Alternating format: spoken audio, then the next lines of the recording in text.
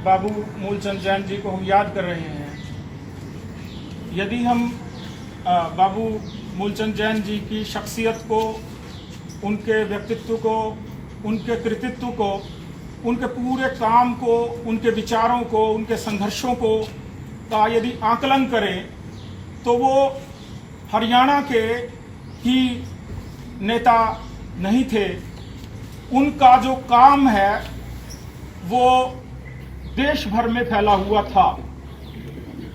वो जब कैथल के सांसद थे तो पंडित जवाहरलाल नेहरू जी ने उन्हें कई संसदीय कमेटियों का सदस्य बनाया, उनका नेतृत्व करने का मौका दिया और उन्होंने अनेक राज्यों में जाकर के अध्ययन किया, काम किया, अपने विचार व्यक्त किए। उनका जो देश की आजादी की लड़ाई के लिए योगदान है वो तो बड़ा है ही। समाज को के बदलाव के लिए उन्होंने जो काम किए, पुस्तकालय की स्थापना करना और पुस्तकालयों की जरूरत को रेखांकित करना एक बहुत बड़ा काम था उस समय पे, जो कि आज भी उतना ही बड़ा काम है। उन्होंने बलिदान नाम की एक पत्रिका का संपादन किया। उनके संपादक के रूप में उनका जो व्यक्तित्व था, प्रखर विचारक के रूप में, एक चिंतक के रूप में जो उनका जो योगदान है उसे हमें नहीं भूलना चाहिए। और एक सोशल एक्टिविस्ट के रूप में उन्होंने समाज में जो जात पात आज भी खड़ी है, धार्मिक संकीर्णताएं, भाषा के नाम पर, बोली के नाम पे, क्षेत्र पाना और पता नहीं कितने तरह की संकीर्णताएं और उस आधार पे भेदभाव आज भी जो खड़े हैं, हमें बाबू मूलचंद जैन जी के विचार जो हैं वो मार्गदर्शित करते हैं कि हमें कैसा समाज चाहिए। कि आज हम खुली हवा में सांस ले रहे हैं, वो फ्रीडम फाइटर जितने भी हुए हैं उनके वजह से ले रहे हैं। लेकिन अफसोस कि इस सरकार में फ्रीडम फाइटर्स को उतनी अहमियत नहीं दी जा रही, जितना उनके परिवारों को, जैसे कि उत्तराखंड में, पंजाब में उनको कुछ रियायतें दी हैं। तो हमारी सरकार से ये भी है कि यहाँ भी वो फ्रीडम फाइटर जो परिवार हैं जिन्होंने आज़ादी के टाइम काम किया, उनके परिवारों ने काम किया, उनकी माताओं ने, पिता ने काम किया, उन परिवारों की तरफ सरकार ध्यान दे। और एक बार फिर मैं आपका सबका यहाँ आने पर धन्यवाद करता हूँ। आज ऐसी शख्सियत का दिन मना रहे हम लोग जो कि जिनको हरियाणा का गांधी माना जाता था। मैंने तो उनके बारे में लिखा भी है और अशोक जी से सुना भी उनके बारे में। तो सोनीपत भी मैं रहा, सोनीपत में हरीश जी थे। हरीश जी के माध्यम से एक बार में उनके गांव भी जाने का मौका मिला, सिकंदरपुर माजरा गांव। वहाँ की लाइब्रेरी भी देखी। मतलब वो ऐसी विभूति थी कि सादगी का प्रतीक थी, विरासत से दूर थी।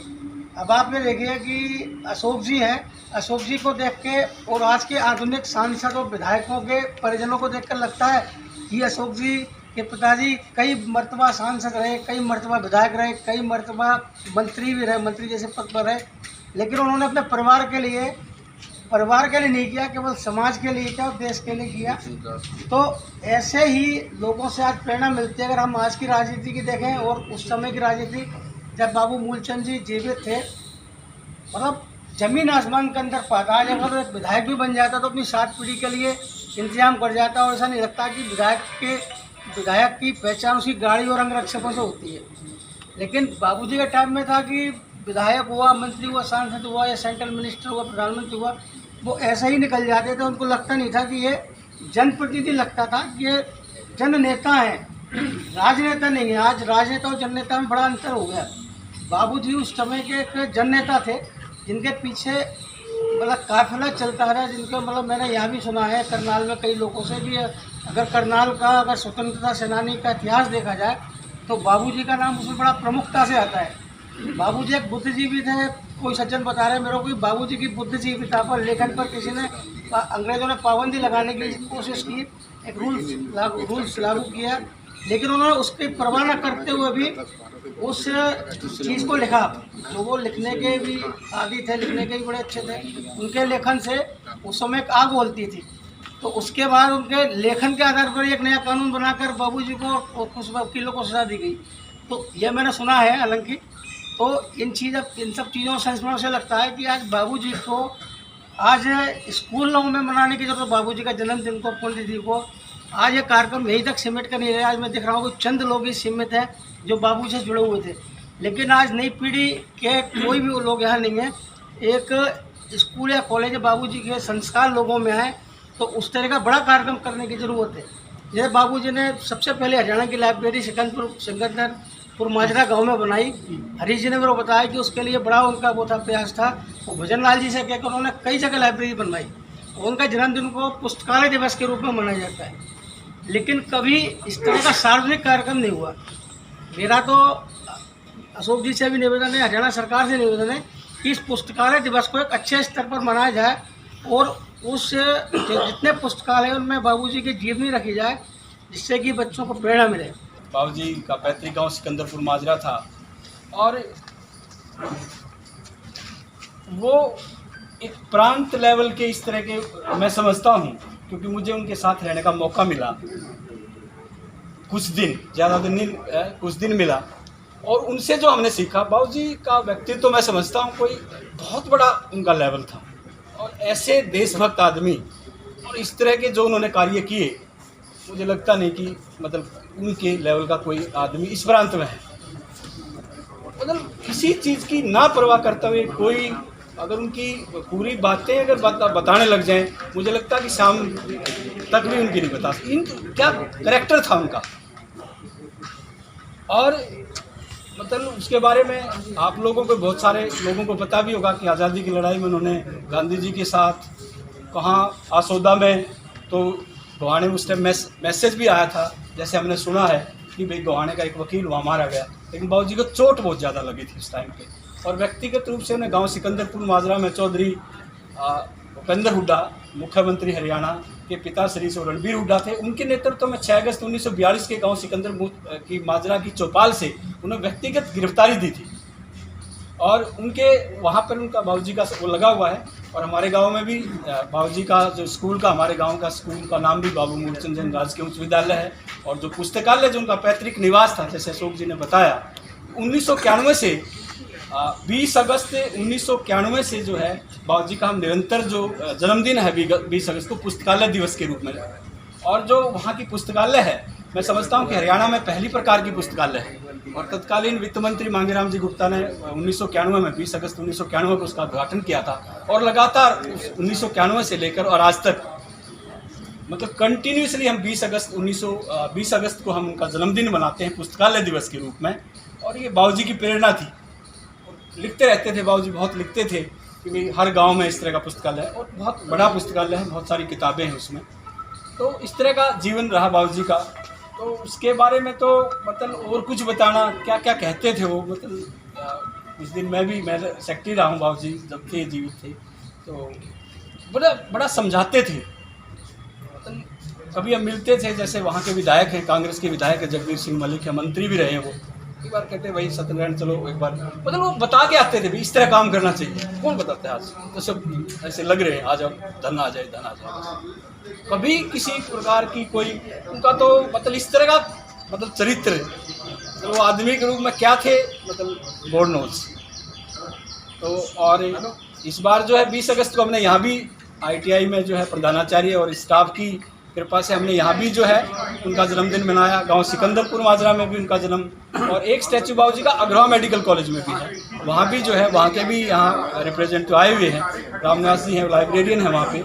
वहाँ भी 3 जगह, जैसे उन्होंने जी बता रहे थे कि भाई एक जगह नहीं तो पूरे स्टेट में, क्या पूरे भारत में बनना चाहिए ऐसे आदमी की को, तो पूरे उनके आदर्शों पर चलना चाहिए, तो तभी समाज में कुछ सुधार हो सकता है। तो मुझे अगर हमारे को ये जो है इसका शताब्दी जन्मदिन और उनकी जयंती मनाने का तभी फ़ायदा है जब उनके कुछ जो उनके आचरण पे हम चले, जो उन्होंने बातें बताई थी, मतलब ऐसे ही बताते थे जैसे मुख्यमंत्री को, क्योंकि बहुत नज़दीक रहने का, क्योंकि उस टाइम चौधरी बंसीलाल मुख्यमंत्री थे और जन्मदिन पे वो आए भी थे 1997 में। बाबूजी के जन्मदिन पे जो है चौधरी बंसीलाल जी आए थे, मुख्यमंत्री थे, ऐसे सुझाव देते थे भी ऐसे करना चाहिए, इसमें स्टेट का फ़ायदा है। ऐसे ऐसे राय देते थे, और पहले भी ऐसे देते थे, चौधरी देवीलाल के टाइम में भी रहे वो। और पता नहीं मतलब क्या क्या बाबूजी मतलब किस तरह के विचार थे उनके। एक बार जब मैं सेक्रेटरी था, और जैसे हम 35 पैसे का वो आता था कार्ड, आता था वो लिफाफा आता था, 10 पैसे का कार्ड आता था, तो कई बार मैं चिट्ठी लिखता था वो, तो बाबूजी का जवाब होता था ये 35 पैसे का क्यों लिखा आपने। 10 तरह के विचार कमाल है, मतलब वो चिट्ठियाँ हमने रख रखी हैं, मतलब उनकी याद जो है। और ये कारण भी है ना, तो बाबूजी का स्टैचू वहाँ भी है, सिकंदरपुर माजरा में तो लगा हुआ स्टैचू, वहाँ से आज यहाँ आए हैं। अशोक जी का वो था कि चलो जाओ, तो आए उनके नाम पे। यहाँ क्या, हम कहीं भी अगर चंडीगढ़ की भी बात हो, आगे भी कोई बात हो, तो बाबूजी के नाम से हम जो है अभी पीछे कोई भी जरूरी काम, उससे जरूरी काम समझते ही नहीं। और मैं बता रहा, जब चौधरी, मैं मैडम से भी बात कर रहा था सुबह, मुख्यमंत्री जब हमारे गांव में आए, रामविलास जी शिक्षा मंत्री थे हमारे, वो आए थे, वो लेट हो गए। उन्होंने पूछा भी लेट हो गया तो कैसे लेट होगा। बोले बाबूजी मैं ना थोड़ा काम, क्या काम हो गया, इससे ज़रूरी क्या काम है, मेरे काम से ज़रूरी काम क्या है। बोला जी मैं एक स्कूल में पढ़ाने लग गया, ऐसे कहते रामविलास जी।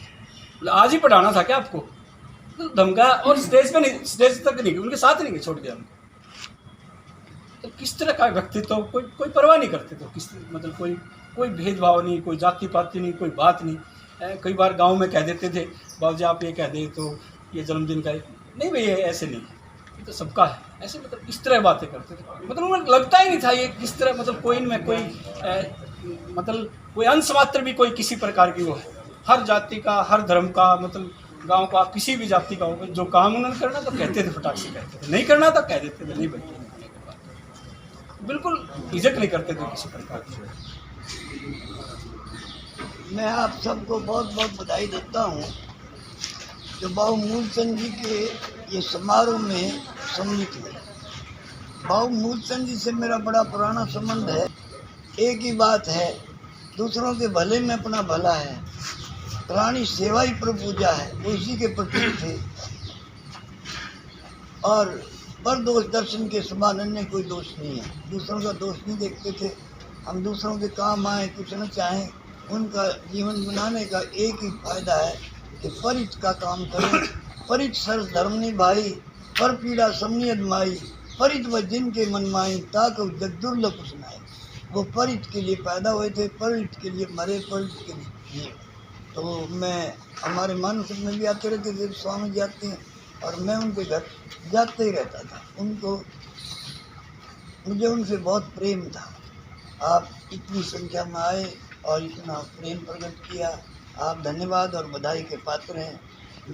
महान स्वतंत्रता सेनानी एवं गांधीवादी नेता बाबू मूलचंद जैन जी की पुण्यतिथि के अवसर पर आज जो हम स्मृति दिवस मना रहे हैं, इस मौके पर परम आदरणीय स्वामी राममूर्ति जी, बाबू मूलचंद जैन जी के परिवार के सदस्य, सगे संबंधी, स्वतंत्रता सेनानी संगठन के सदस्य व अन्य समाज सेवी और हमारे ITA परिवार के सभी सदस्य, मैं आप सभी का इस मौके पर हार्दिक अभिनंदन करता हूं, स्वागत करता हूं।